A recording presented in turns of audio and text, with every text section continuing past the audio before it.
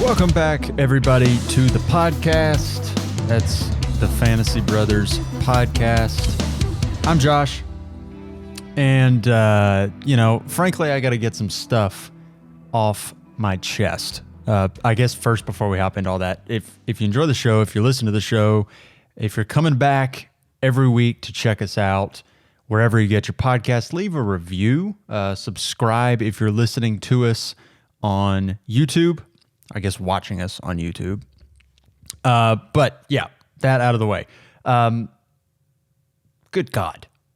Fantasy football is just crushing our souls this year, isn't it? I mean, it is a deep, dark depression that we're being thrust into with fantasy football this year. We're going to talk about all the stuff, all the things that happened. We're recording this Monday. Yesterday, we're going to get into all the stuff from Sunday. But my God, DK Metcalf, knee injury. Mike Williams, ankle injury. Breece Hall. That was a moment of silence for Breece Hall. My gosh. Brutal stuff. Fantasy is, I don't know, man. I was thinking to myself yesterday, why do we do this to ourselves? Why do we subject ourselves to such a painful existence when it gives us nothing in return? I don't have a good answer for you. I mean, you all have been listening to the show for any amount of time. You will know that Breece Hall has been my love child this entire offseason. Been talking about him nonstop. And I was right, and I was not just right, but I was benefiting from it because I had him, Do you have like a main league, like a league that, you really pay attention to? And you sort of do the other ones, but this league is the league. You know what I'm saying? It's the league. Maybe it's your biggest money league. Maybe it's your group of friends from college. That's what it is for me. It's been going for like 6 years or something crazy like that. We are degenerates in this league. It's a fun time. It's, we can keep up with our guys from college and it's a blast. We're spread out all over the place. We come together every year for a draft, wearing the jerseys, the smack talk, the whole 9 yards. It's a fun time. I got Breece Hall in that league. And not to mention, I got Kenneth Walker in that league. So things are going well, right? Wrong. Bad. Breece Hall out for the year. Brutal stuff. DK Metcalf, I had him in that league too.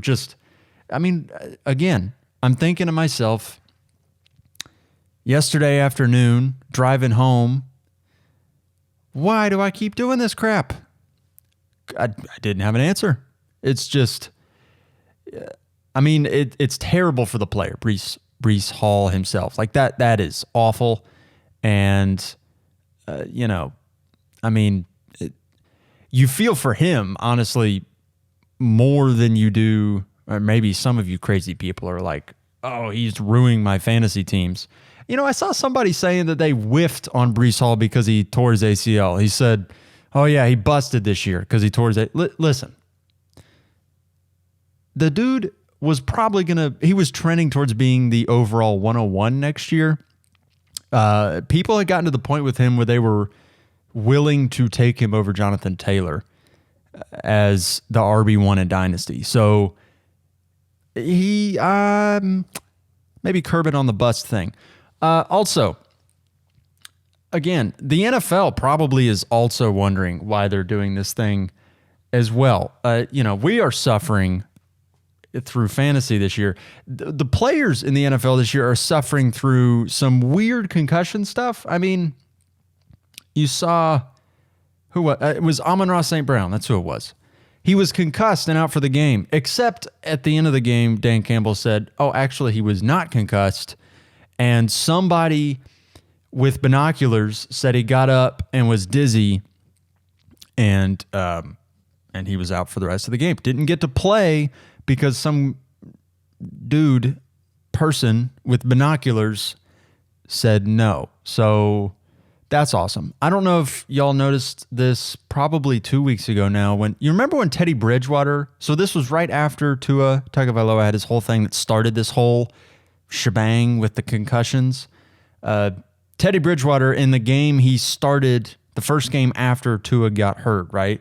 He starts that game, and then he's concussed. And so he's out for a week. He doesn't play the next week, even though he cleared concussion protocol, right? So, like, he gets hurt on a Sunday and then goes through a full week of practice, clears protocol, but then because everybody's losing their minds about concussions, Teddy Bridgewater does not play. Oh, wait, he does play on Sunday. They list him as the backup. The starter gets hurt. Skylar Thompson, whoever he was. He got hurt, and then Teddy Bridgewater stepped in and basically played a full game. I don't know what to tell you. I mean, these concussions, it's getting ridiculous. I mean, you've got players. Imagine if this were to happen in the playoffs. Let's just do the exact same scenario with Amon-Ra St. Brown, right?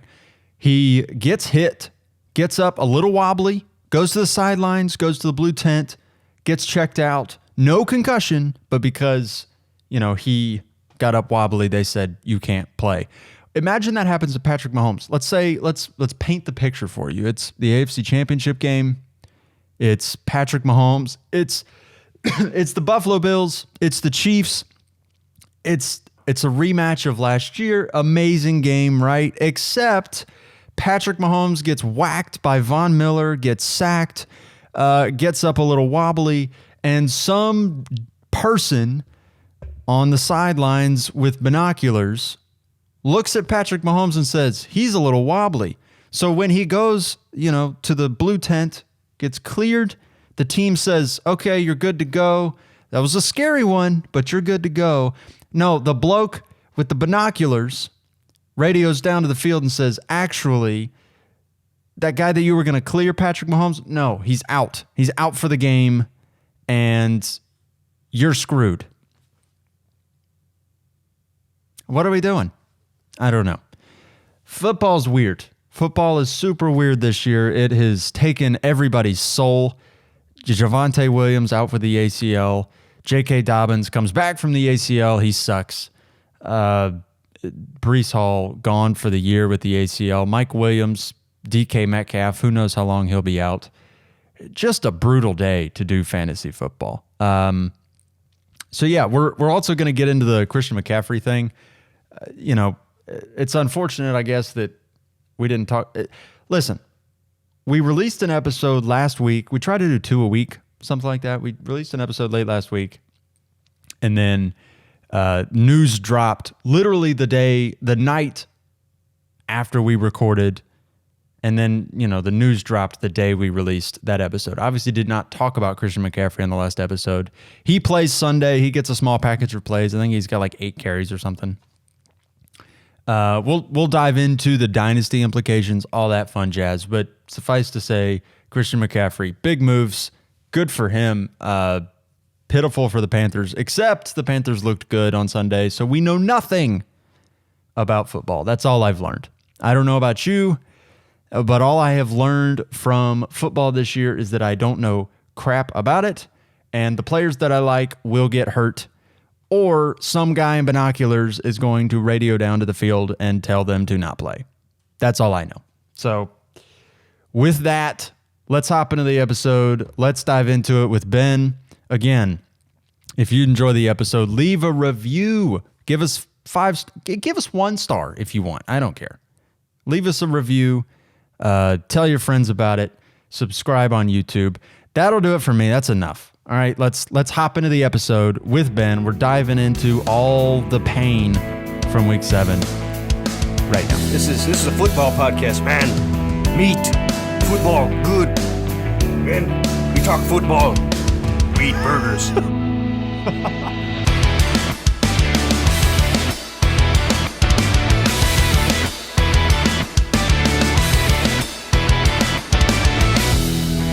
Welcome back to the Fantasy Brothers podcast. I'm Josh Johnson. Ben Watts is here with me. He's Big in the stuff passenger seat. I'm in the driver's seat. The passenger. We're both in the driver's seat. How about that? We're talking. Am I at least football. holding a shotgun? I mean, you're holding a shotgun and shotgunning a beer in the process. That's good with me. That's all you need. You're good. You're set. You're fine. Yeah. Oh, it's been a depressing week of fantasy football this week, to say the least. For some certain people. For me. For you, yes.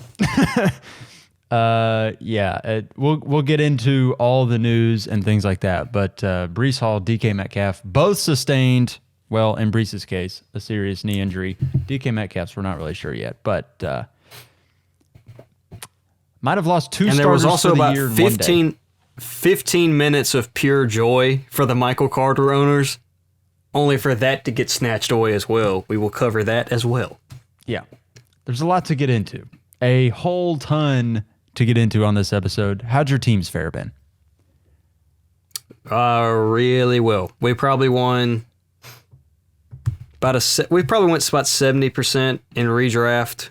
We went undefeated in Dynasty. All teams there, for the most part, competing or really good. So we're in good shape right now. Yeah, I did fine. I did fine, I guess, this week. The Dynasty leagues are split bag. You know, there's the one that I care about, and that's where this is really depressing. It didn't go so great, but I could still win. There's two you care about. There's two I do care a ton about. There's one that it's a foregone conclusion I'll win that week. The main one, it's very possible. I think I looked, and what I needed was David Montgomery to outscore Ramondre Stevenson by 3 points, and I would win the main league. That could happen. So, yeah, I'm not quite sure. I haven't really looked. It's early on, but it is a very tight matchup. So we'll see. But yeah, everything else, the redraft teams, they did pretty solid. There was one league where I had Cooper Kupp and Stephon Diggs on bye, and I won anyway, so that was great. Yeah. That feels pretty good. That feels pretty solid. And it was not close. I think I won by like 40. So the team stepped up, which is... How good is this team, bro? It's the one we talked about last week where I was 10-2. I'm about to be 12-2 because I'm going to beat the league median. Let's look at it real quick. Let's pull it up. This was I think the I know which team league where this is. Yeah, so I picked up and started Gus Edwards off of waivers literally 20 minutes before kickoff in the 1 o'clock games. I have James Robinson, so that's about to be very nice. Slotted in DeAndre Hopkins, and I got lucky with George Kittle and my tight ends. I had a tight end score 25 points named Jawan Johnson. Do you know who that is, Ben? I know who it is, but I haven't mentioned his name. I may have never actually even said his name before. I did but not know I do who know he was. who he is. I straight up did not know who this man was. He was the backup tight end. Well, he's not really the backup tight end for the Saints. It's kind of, he's the actual tight end, but Taysom Hill is kind of a whatever he is. Taysom Hill doesn't count as a person. Just delete him and he's fine. Like, he doesn't count as a human being. Yeah, that's fine. You can take him or leave him. Yeah, Jawan Johnson scores 25 points. It was a good week. Anyway, let's hop into some news. We've got a lot of injury news. Quit bragging. Yeah, we're gonna turn Too the many brag. injury news. We got Mike Williams. He suffered a high ankle sprain, we think, on Sunday. Mike. Justin Herbert does not need this. He does not. He definitely does not. He's already got Jalen Guyton out. Josh Palmer's out. Keenan Allen is nowhere near 100%. And now Mike Williams has a high ankle sprain? This dude has 0 weapons. I mean, nothing outside of Eckler. Yeah, and it played out that way because Eckler ended up with 16 targets and 12 catches for 96 yards. That's insane. Austin Eckler is currently your RB1 in fantasy, and it's not close. I don't think that's going to change. I don't either, because he's just he doesn't need to run the ball. Yep. The post we made from like earlier in the offseason, we got a lot of hate for it, like the first couple weeks when Eckler wasn't popping. And now that one, I think, is 100% going to come to fruition.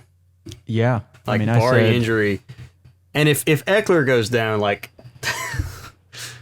that's going to be ridiculous for the Chargers. But yeah. What did we say? That Eckler was the safest? That's right. It was Eckler was the safest back, and I was taking him over Derrick Henry, I think. Something like that. you probably said CMC. I might have. I don't remember. At the time, I remember it being pretty bold, but it turned out fine. Yeah. So they need receiver help. I feel like they should trade for one DJ Moore. Or an Elijah Moore. Either one of them. That would be great. Dude, imagine Elijah Moore in that offense. Oh my gosh. Dude. You got Keenan working the slot, middle of the field, Mike Evans deep, and then Elijah Moore doing what he does, the slot, and do it all. Oh gosh, that'd be so much fun, dude. That would honestly... As a massive Justin Herbert fan and I have a lot of investment in Herbert throughout my leagues, I really, really need this. Yeah. I think I've got several Elijah Moores scattered throughout my team, so I would greatly enjoy that. He's too good to be wasted away in New York, even though New York is playing really well. And what's funny is he's got the same problem that the Atlanta Falcons pass catchers have, where they're just not throwing the ball in New York. But the deal with New York is they have much better other weapons that they can turn to, whereas Atlanta is just... New York is actually winning games. Right. Yeah, so... And not getting eviscerated by the Bengals. Right. We don't even have this on here, but your boy Arthur Smith dialed up 13 pass plays in a game in which your Falcons got destroyed. What are we doing? What is that? Like, honest, if you're going to do that, please put Desmond Ridder out there. You know that Marcus Mariota is not the future of this franchise. And you know you are getting destroyed right now. People have figured out the offense. They know we're going to run it 40 times a game. Cordell Patterson's out. Tyler Allgeier's okay, but, I mean, he's not the end-all. And we have no passing threat at all. So you could probably put 10 men in the box and put one safety out there, because you know we're not going to throw it to Kyle Pitts. So that safety is fine by himself. Yeah, I mean, you've got... It's very frustrating to watch. Super frustrating because you've got two legitimately good pass catchers that just elite pass catchers. Yeah, they don't impact the game at all. Drake London is he's a beast, and he's not going to do anything. No, I don't know if it'll get him fired. I think the last time we threw over 20 passes was like week 1. Oh God, I don't know if it'll get Arthur Smith fired or not, but because they're 3-3, like they're not losing so badly that it's like, okay, we got to get this dude out. But they are very middling, and they just will not throw the ball. And now you're not throwing the ball in games in which you're getting destroyed. So it's like, all right, what even is the point of having a quarterback, of having these 2 first-round picks that you just won't throw to? We draft pass catchers to not throw the ball. I don't get it. I don't know. Today, so we're recording this on Monday. Let's move on. Yeah, let's move on here. Matt Ryan, it was announced by Frank Reich, is going to get benched. He's not going to get benched for his backup, though. He's getting benched up for Sam Ehlinger, who was the 3rd-string quarterback on the depth chart last week. Now he's the QB1. Great job, Sam. And the quote was not just nothing you did. Yeah, obviously, because he has not gotten on the field. But what was interesting to me, and I don't know if you really looked into it or not, but the quote said not just that they were going to let Matt Ryan figure things out on the bench this week. It was hey, we're going to play Sam Ehlinger rest of season. And that was like specifically what Frank Reich said, which I thought was really interesting. Is it crazy that I'm okay with this. I mean, Like, Matt Ryan has been that bad where it's like, all right, he can't. I mean, I guess it can be worse, but he can't be much worse because he leads the league in interceptions, fumbles, and sacks. He has 11 fumbles and 9 interceptions. behind that offensive line with Jonathan Taylor back, and Jonathan Taylor touched the ball like 12 times. Yeah. And Taylor was great. In a close game. Yeah. And Like, Taylor what are was you doing? awesome on the touches that he did get. He was averaging like almost 6 yards a touch. Yeah.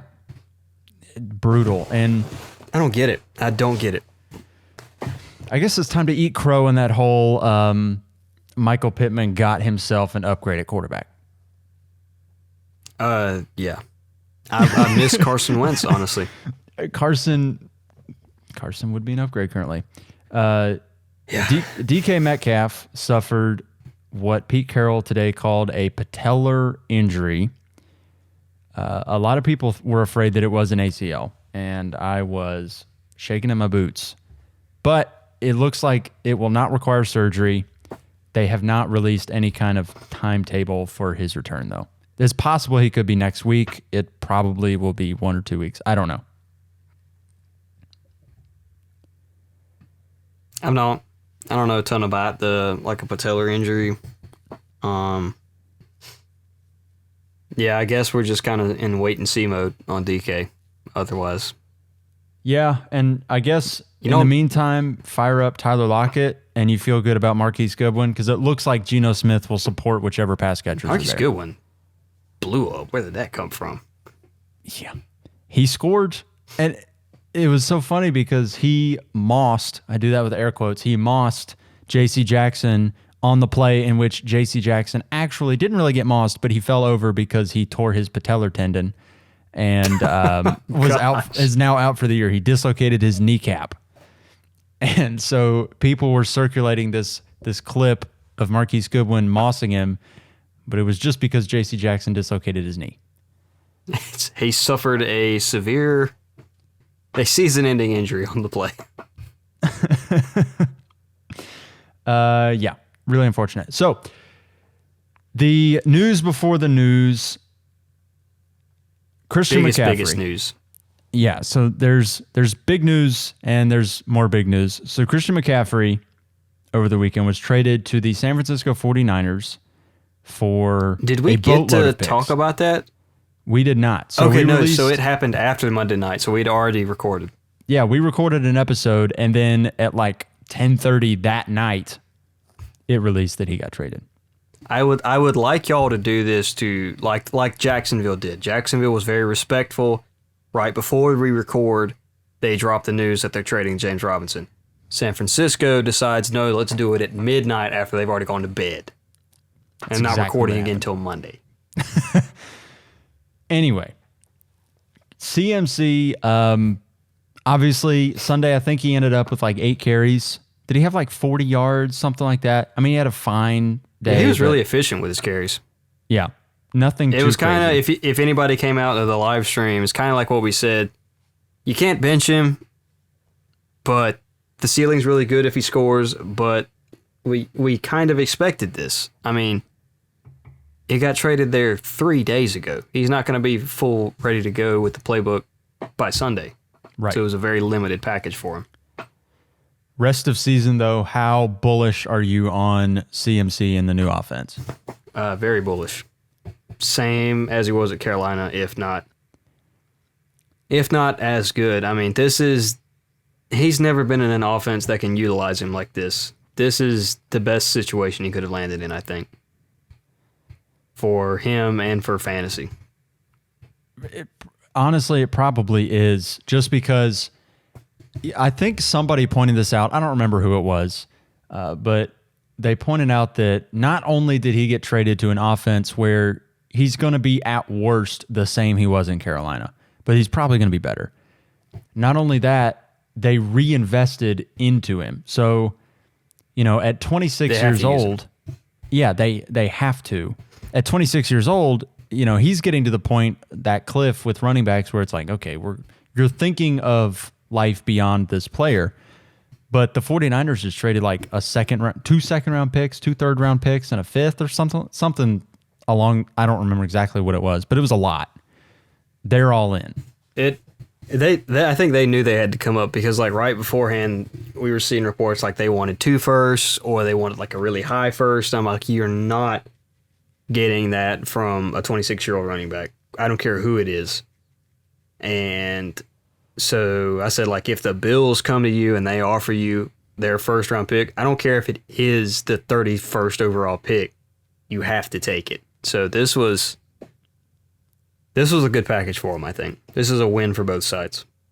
Yeah, the 49ers are in a spot now where they are chasing it this season. The window for the future is potentially closing a bit, but this year they've got all the pieces. They just needed one extra weapon on offense, and CMC should provide that. He should get a lot of touchdown opportunity.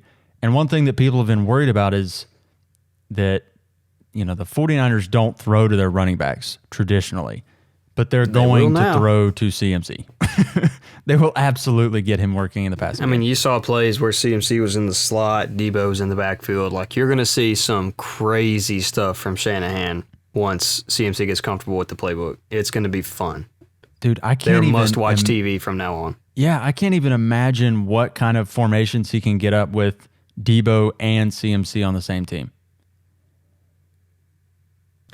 Like, early on when they were using CMC, you could tell, like, the Chiefs' defense was, like, it just seemed flustered. Like, I don't know what to do with this guy right now. So, yeah, it's just obviously one the Chiefs thing. are just, they're a juggernaut, just like the Bills. So eventually they kind of overwhelmed them. But once they really get CMC really gets settled in, it's going to be special.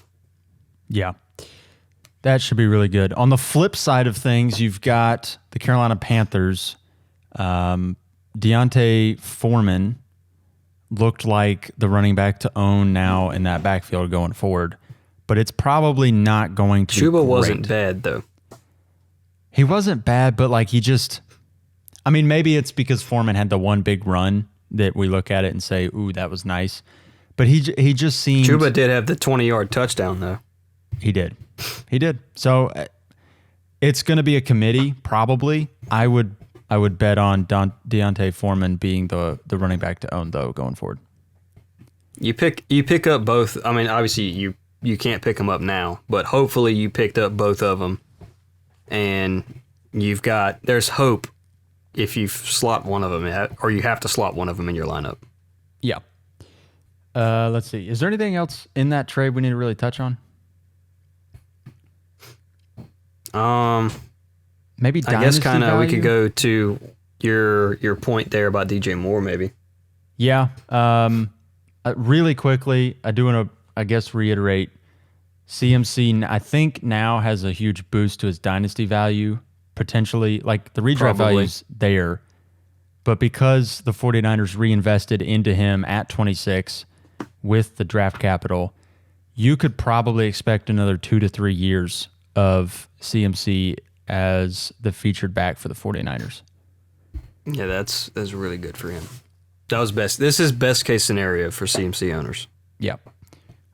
So with DJ Moore, this is interesting because now we have the benefit of seeing him for a week with the offense without Robbie Anderson and now also without CMC. So I don't know if you watched the game much, but they absolutely force-fed DJ Moore. Like the whole focal point, the funnel, everything was DJ Moore. And he ended up with 10 targets. He ended up with a touchdown. He had his best yardage output in like 4 or 5 weeks. He finally had a good week for fantasy. And I'm wondering, because their focus is going to be so DJ Moore centric going forward, I'm wondering if even if he doesn't get traded to a better situation, even if his quarterback remains PJ Walker, is there a scenario in which he just gets enough volume and is force-fed enough to be relevant? Yes, I think it's good. Obviously, all this is good for DJ Moore just for volume's sake. There's really no competition. Terrence Marshall looked pretty good, but I'm not worried about Terrence Marshall in the slightest against him. I think if you're in a redraft league, this was a perfect sell high moment for DJ Moore, and you can kind of spin it to where, look, he's got the volume. There's nobody to take targets and stuff that led away. I just don't see this level of dominance from the Panthers every single week where the Bucs on offense do nothing against him, so the Panthers offense is always on the field. The Panthers offense looked pretty good. PJ Walker was dominating. I just don't see that happening every week. Obviously, in Dynasty, you feel really good about it. You're still holding DJ Moore, as far as I'm concerned. But I don't expect this every single week. Fair enough. Yeah, I truly don't know which side of the coin I'm there. I don't know if I would feel comfortable starting him yet, but on the other, I don't know. He's been so disappointing so far, and at least now I feel good about his volume. Like, I know his floor is probably going to be okay. He's probably going to have like a 7 or 8 point floor every week, whereas he's had a couple weeks where he gives you like 2, because he's had 2 weeks of single-digit yardage. So I don't know. It really, I guess, comes down to, is he going to score more frequently? And if he does, you feel great about him. But some of this is just, is the offense going to figure some things out going forward rest of season? And maybe it is truly due to PJ Walker is going to be a better NFL quarterback than Baker or Sam Darnold. That's not difficult to do. It is really not. You just have to be the 31st worst quarterback in the NFL instead of, or I guess the 31st quarterback in the NFL, not the last one. Anyway. Not as difficult as you'd believe. No. Let's hop into the weekly weenies. It's about time. So, here we go. Let's talk about our boy Jared Goff for a second. We've been excited about the Lions offense, and to his credit, some of it not necessarily his fault. But I mean, good Lord, dude. He got like 1 point, and they were going up against Dallas.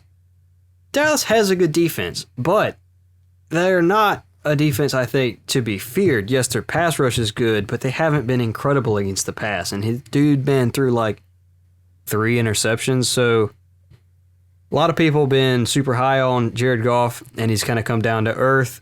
He has to have his weapons for him to be any good. Amon-Ra St. Brown left the game super early in the first quarter. DeAndre Swift out another week. No Jameson Williams, no G.J. Chark. Like, it's wait and see on Jared Goff. I think you can probably drop him for now. Moving on. Leonard Fournette. Oh, what? We should really just include the entire Bucs offense here. I know Mike Williams ended up putting up a pretty decent stat line. Chris Godwin wasn't awful.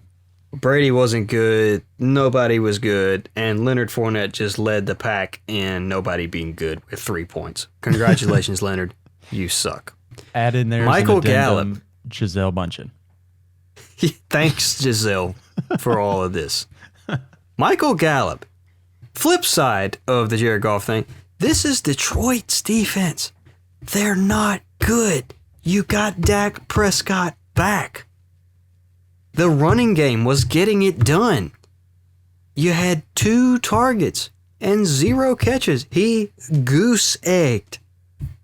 Michael Gallup, you are not a good football player. Next. We're just getting after him. This one, just coming at the players themselves, not fantasy. No, you are bad at your job, you yourself. Sir. You need to take a deep reflection, look in the mirror, and ask yourself some personal questions. Christian McCaffrey, I got him on here. We should have seen this one coming. I get the excitement. I said to start him a lot because you can't bench Christian McCaffrey. Not necessarily his fault. He just got traded there 3 days ago. But in hindsight, we should have kind of seen this coming. So Christian McCaffrey is here, and that is our fault. I will take the blame for that. Next. Oh boy. Mark Andrews. Mark, what are we doing, man? He had 1 touch. It was a 4-yard run. He had no catches. No catches for the guy who was the number 1 tight end overall last year, and we expected him to just keep going and be better than Kelsey this year. We talking no catches, Mark? You know who was better than you this week, Mark? The next guy on our list, Kyle Pitts. Kyle Pitts was better than you, and Kyle Pitts had 9 yards. 9 on 3 catches. Oh, we're just on not National even, Tight End Day. We're just National Tight End Day. We're just not even going to talk about Kyle Pitts anymore. We're just going to. No, we're going to talk about him. We are going to talk about him. And we're going to talk about him every single week. In this segment, the Weekly Weenies, he is a weekly, until further notice, he will be on this segment on National Tight End Day. I would have bet you $1,000 if you told me that on National Tight End, not that it even matters National Tight End Day, but any given week, hey, Mark Andrews and Kyle Pitts are going to combine for 3 catches and 9 yards for the whole week. And I said, you're crazy. I will bet you $1,000 right now that doesn't happen. I would have lost $1,000. You That's would have insane. lost it. And our final guy, he's going to be a weekly stand-in here. Calvin Ridley scoring 0 points for your fantasy lineup. Yeah, I don't know what to help you here. Calvin's got to get the production up. He needs to step it up off the. Calvin, get in the game. Fun fact, Ben, Calvin Ridley scored as many points as you and I did, and as Michael Gallup did on Sunday. Yes, a goose. For fantasy purposes this year, I am just as good as Calvin Ridley. You are. Slot me in the lineup. You are just as good of an NFL wide receiver as Calvin Ridley. Yes. There's no difference. As of right now. As of right now. Oh, man. Let's hop into our takeaways from Sunday. I'm going to lead us off. Are you? We are. Well, actually, so we completely skipped one major piece of news that I'm just now realizing. We did? We did not even talk about Breece Hall, the Jets, any of that. Oh, gosh. How do we miss that? The point of my despair, and we didn't even touch it. So Breece Hall rips off a 62-yard run on Sunday, has people screaming that he's the Dynasty RB1, that he's the 101 next year. Right after he did that, you sent something to our main league's group chat. You were just like, Breece Hall, and just didn't say anything else. You just said Breece Hall. Yep. 2 plays later, and then tears his ACL, out for the year. So, if anybody's listening to this podcast and you were a Breece Hall owner, you have that man over here to thank, Josh Johnson. He just blew Breece Hall's career. Way to go, you idiot. Breece Hall, oh, dude. I was so... Listen. Dude, you were on a dang cloud. I was ecstatic. In that league, I have Breece Hall and Kenneth Walker, and it looked like I had legitimately 2 of the top 6 running backs the rest of the year, potentially. Because you were feeling good. You're like, dude, next year, my Dynasty squad is going to be absolutely freaking loaded. Yeah. I'm thinking... And it still is, but... I'm thinking even this year, I'm like, shoot, it may just happen. Like, these dudes are balling out. You could go on a run. Yeah. I'm thinking, you know what? It might just happen. And then Breece Hall tears his ACL. DK Metcalf rips up his knee, and everything goes up in a cloud of smoke. It's all over. So, yeah. You still got Walker. I think on that same team, you have Justin Herbert, too. Oh, yeah. It's been awesome. It's been so good. And I have Kyle Pitts. Oh, it's been a oh, God. The hits just keep coming. The all disappointment Before the season, team. we were looking your roster up and down. I'm like, all right, yeah, Josh is going to be a problem this year. He's done a good job building the squad. We're going to have some competition. Nope. Nope. None at all. Just a pushover. Yeah. So I guess really quickly with regard to dynasty value here, Breece Hall, it's obviously an enormous headache a big jump, stumbling block, whatever you want to call it. It's a bump in the road. But A bump. I do think going forward, starting next year, it from the report, it was a clean ACL tear. It was not like the Javonte Williams, the J.K. Dobbins ACL tears were like He an didn't ACL. blow his whole knee. Right. It was just pretty much a clean ACL tear. And then I think there was like a note about a meniscus, but it wasn't like, it was the good ACL tear if there can be one. So he should be good to go start of next season. But obviously he will not be at full strength start of next year. And he probably won't look the same for much of next year. And, down the stretch, he should figure things out. But Especially if they re-sign James Robinson. Oh, good God. Yeah, I know. That's the other part of this. They traded for James Robinson, who's on an expiring contract. So that will be something to monitor. But I do think Breece Hall is probably still a top 6 dynasty running back. You probably still feel great about him. He showed more than enough. Like, he was the dynasty RB1. I don't think that the argument was being thrown around too much. After that 62-yard run, it was like, oh my God. My Breece Hall's bullish amazing. self was still sitting here like, nah, it's JT 1, Breece 2. Now it's back to JT's 1. Yeah, JT is 1. JT's 1. I think, until further notice, I think Swift is probably retaking that role at 2. For Dynasty, I mean, it's still probably Breece and Javonte at 3 and 4, I would guess. Breece at 3.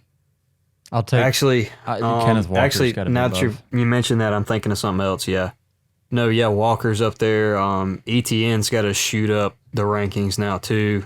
Yeah. He's way high. But I do think that Breece and Javonte will be in a similar, like that 6'7", 5'6" sort of range. They're gonna be right there. I don't think, and I do think that in startups next year, Breece Hall goes probably in the second round, potentially third round. So I do think he will go very high next year as well. Yeah, he's gonna be fine. Other part of this, right before we hit record on the episode, the Jets to Thank you, replace Jacksonville. to replace Breece Hall traded a 5th rounder, essentially, for James Robinson. So now you have Travis Etienne. I'm going to go out on a limb. My takeaway of the week is Etienne is now a top 10 running back rest of season. James Robinson now slots in probably as the main running back in a team that wants to run the ball. He gets a huge boost. Both Etienne and James Robinson are winners here. Yeah, this is phenomenal. I am very sorry for the 20 minutes that Michael Carter fans were sitting here just ecstatic. In the only league I think that Michael Carter was even on waivers, I think I texted you not long before the trade. He's like, dude, how much fab should I blow on Michael Carter? Should I blow all of it? Not going to blow all of it anymore. You're not going to put any of it now.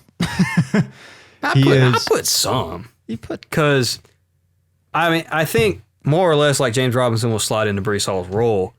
However, obviously James Robinson isn't as talented as Breece Hall. Nobody's going to question that. And I don't think he's as good a pass catcher as Breece Hall was in that offense. So Michael Carter, at least my initial take, we haven't seen him play, but I think he retains way more of a role as a pass catcher in this offense. So that's really good for him. But obviously Robinson is going to be the bell cow feature back, quote unquote. Yeah, I think, and what's interesting here is James Robinson, I would not imagine they'll re-sign him at the end of this season. So I wouldn't think so. It'll be interesting to monitor. I don't think they do. Yeah, and he's going to go out like, I don't think Jacksonville was going to. No, I don't think they were. The RB class, the free agent running back class for next year is absolutely loaded. I haven't really dived into many of the contracts. Who's it going to be? I know Robinson, James Robinson, David Montgomery, is Zeke on one? Damian Montgomery, Harris, Josh Jacobs. Jacobs is getting expensive. Yeah, he is. He's playing himself into some money right now. It'll be interesting to see. Don't exercise my 5th year? All right, watch this.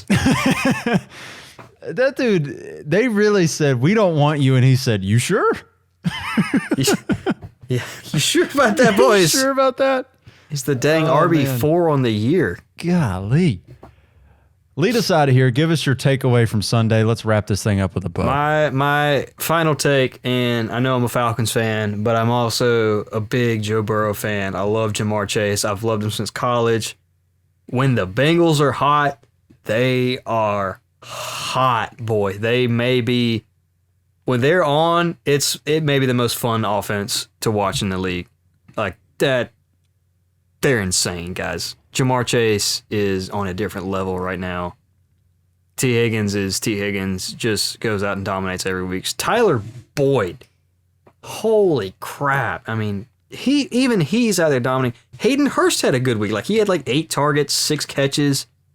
Joe Mixon, I don't know if, it's not necessarily that he's taking a step back, but he is taking more of a backup role to Joe Burrow in this passing offense, which we kind of predicted preseason. Yeah. But he's still been fine. He's been really good.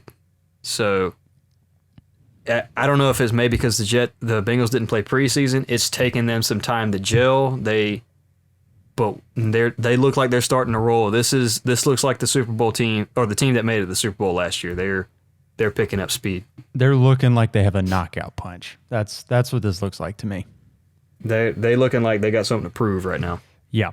Bengals, they got you a championship last year, and they are showing that they still have the ability to just win you a week. They're still there. Joe Burrow is the QB. I think I did the math right. He's the QB3 on the year, and he's the overall player number 3 on the year. That's wild. We did not expect that. We didn't see this coming. No. I absolutely was thinking like QB7 maybe. And I was thinking that was probably like best case scenario. We can like profile players like, oh, he doesn't have the rushing upside or all this. We forgot to take into account that dog that is Joe Burrow. And yes, it does affect fantasy. Man is a monster. Man is on a mission. He is cold as ice. He is shiesty. He is everything I want in a quarterback. He's a baller. I love Joe Burrow. We will end. That'll do it for this one. We'll see you later this week. We're talking more football. Who knows what it's probably going to be previews. It'll be previews of the matchups coming up.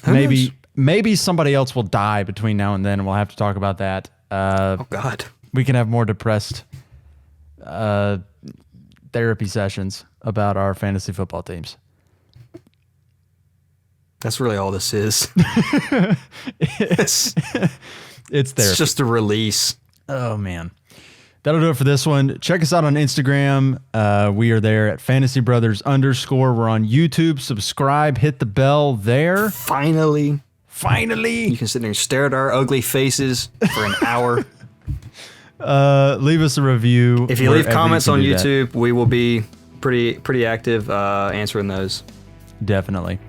And check us out if you enjoy the show, want to support the show, check us out on Patreon at patreon.com/fantasybrothers. That'll do it for this week, or this episode. We'll see you later this week. Peace.